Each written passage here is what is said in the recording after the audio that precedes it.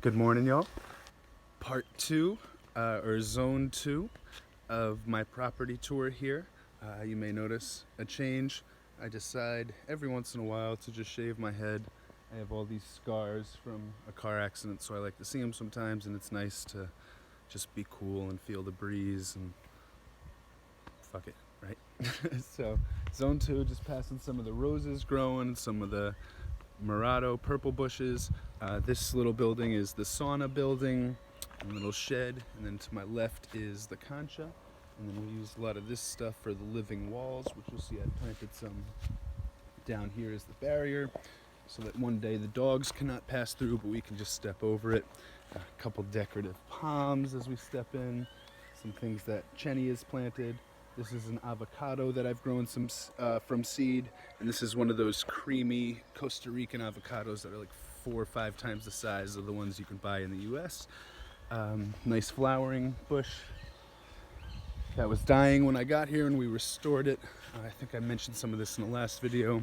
We've planted some sugar cane here by this little cabin we're renovating. This is a rehabilitating Cuban orange tree. The restaurant, which is being renovated, a small carambola or star fruit. Can you see that? Did I get that properly on camera? So I just planted that this year.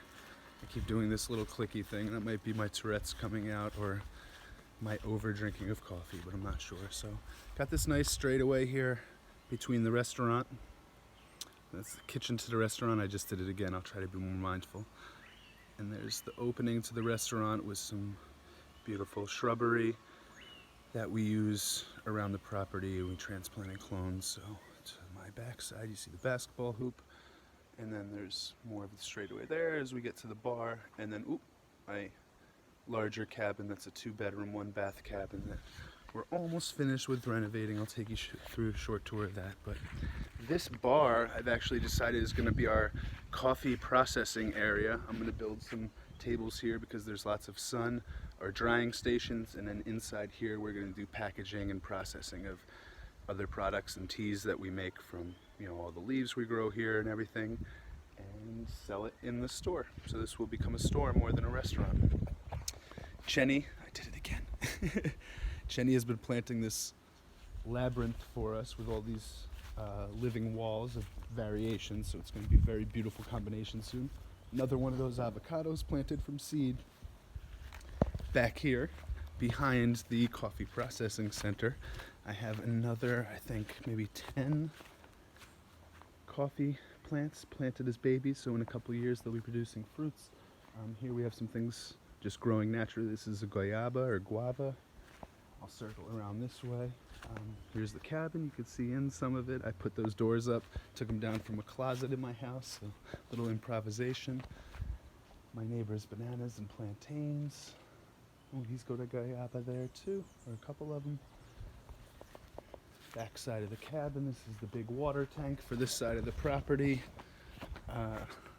The master bedroom and the guest cabin. I'm not sure if you can see that. We're almost finished in there. We just gotta clean up the walls a little bit, seal them with something called Repamax, which we're gonna do on the outside here, and then I'm hopefully having my artist friends from the United States or even Costa Rica come here and do some murals and painting on this whole house and cabin. Here I have an established set of Gunabana trees, soursop. I trimmed the top. I just cut them in half basically when I got here, because I heard the ideal height was about 15 feet, which they're at now. Before they were at about 30 feet and they weren't growing any fruits. But I will show you, I just spotted one. Hopefully I don't get eaten up by ants as I'm walking in here, but there's a Gunabana approaching full size, and I'm sure there's more in here, but that's a beautiful looking one. And that's a good example that, because I trimmed it, it started growing out wider, or pruned at the top of it. Now it's growing wider, and it's going to grow tons of fruits as a result. I'm trying to spot more. I'm sorry. Okay, we'll move on. So we got a Gunabana. That's super exciting. Chenny has recently planted all of these plantains and bananas. There's mixes, lots of yucca. So this plant is yucca, which is sort of like a potato, a little harder, bit more nutrient rich, and I think better tasting, and I love potatoes. So my entire line of the back property here is planted with yucca, which is growing quickly, plantains, platanos, and variations of bananas. This is the back side of the cabin, back entrance. I'm going to do the doors the same way, and you can see it's tiled, the windows are in. We just got to do some small touch-up repairs, and then this will be livable very soon. It's taken me more than I thought because I really wanted to shift my focus to the garden and the fruit trees and getting everything abundant and taken care of and healthy here for my first 2 years. And now we can start moving into the construction projects because I know exactly what type of business I want to be running here. It's not necessarily an Airbnb rental. So here is the beginning of our labyrinth, the living garden, our living wall garden. Lots of variations planted in here. And then I have some medicinals, which I'll get over to right now. And actually I'll stop. These are all lime trees. So these are different variations of limes that also line this back end of my property. And then getting in here, this is something called strawberry guava. So I planted this a few months ago. It's already growing quite well. This is a traditional Chinese medicine called Tian Mang Dong. We also have some spinach.